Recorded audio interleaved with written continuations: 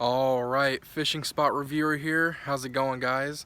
I am in Gulf Shores, Alabama, specifically the Gulf State Park, specifically Lake Shelby.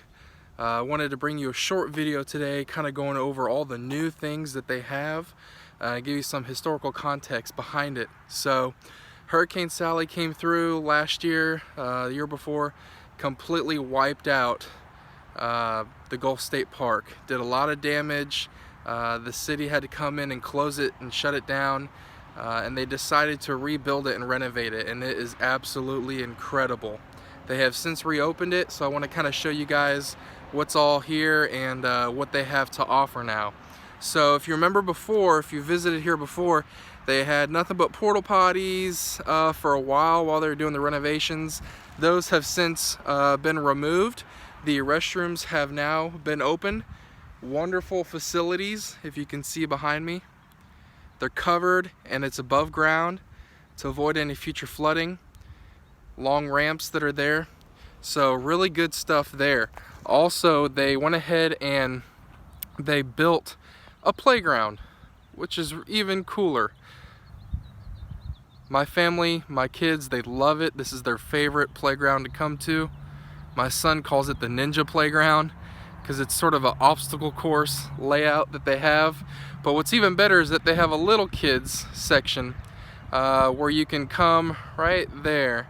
It's enclosed, where you can come and you can bring kids of all ages. And so it's really, really cool. It's a really cool playground. But as you can tell, they now have trash cans about every 40 to 50 yards. Which is even better because before there was one trash can about right there and that was it. Now they want to make sure that this place stays clean.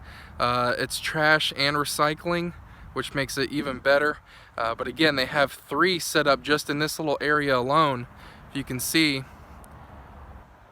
And so it's really good area.